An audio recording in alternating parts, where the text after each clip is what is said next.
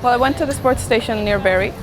Was having food, and I thought the place was nice and had a lot of TVs and all. So I wanted to watch the next match with my friends.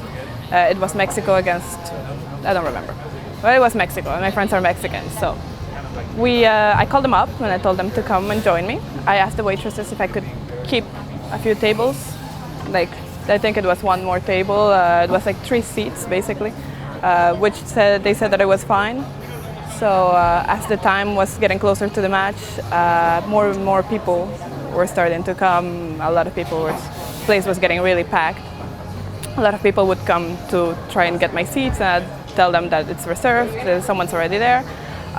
Also, a lot of times when people would come to grab my seats, the waitresses themselves, when they would be passing by, they'd say, "Oh no, it's already taken, the seat is taken." So they were like very nice, trying to help me to get my tables. And then, like at one point, out of nowhere, this old man just showed up, and he basically just grabbed the table that I was keeping and shoved it on the side. He was like really close to me, yelling at me, really screaming, "Who do you think you are?" and all sorts of things. And like, yeah, it was very humiliating. I had no idea who he was, so I basically stood up to him. I'm like, "Excuse me, who are you?" Or I might have put in a bad word into that. And he's like, "I'm the owner." So that was a big slap in the face, because I could not do anything anymore.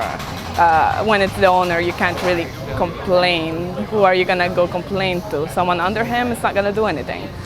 So yeah, I was really humiliated. It was really embarrassing, and everybody was watching, and no one was doing anything. People just took the seats as if it's like, oh, it's okay. This man, he was at the terrace as the place was getting filled up. I had seen him, not heard very well because he was at the terrace, I was inside, but I had seen him gesturing a little.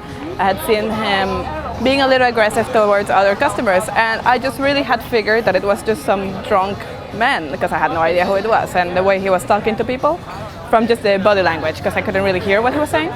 But he looked quite aggressive and quite rude and all, but he had not approached me until that point. Like I said, I had no idea who he was until he said that it was the owner, and it was the first time he approached me, which is really bad, because had anyone told me that I wasn't allowed to keep those seats, just told me, "Hey, I'm sorry, you can't do this," okay, fine, I'll be like, "Oh, I'm so sorry." I'd call my friends, I'd be, "Okay, let's go somewhere else." But that wasn't the case. People told me that yes, I was allowed, and the only time that I was told that I wasn't allowed, it was when that man was yelling at me. I mean, shoving stuff, like taking, and you know, it's very aggressive, right? The table, the chairs, and like he was the way he was gesturing for other people to go sit, like really order and like really rough, really aggressive. I had never seen him, but I knew the name. I had gone to PJ's previously a couple of times. I had gone to Sky a couple of times. At Sky, I had no idea that it was the same owner. I didn't know back then that he owned half of Montreal, you know. So yeah, but I had gone to PJ's and sports station. PJ's, they have that big 4-liter, I think it's 4-liter beer for like $16 as well, which is, you know, it's the same concept of here, get wasted and give us money. Afterwards, I was really angry.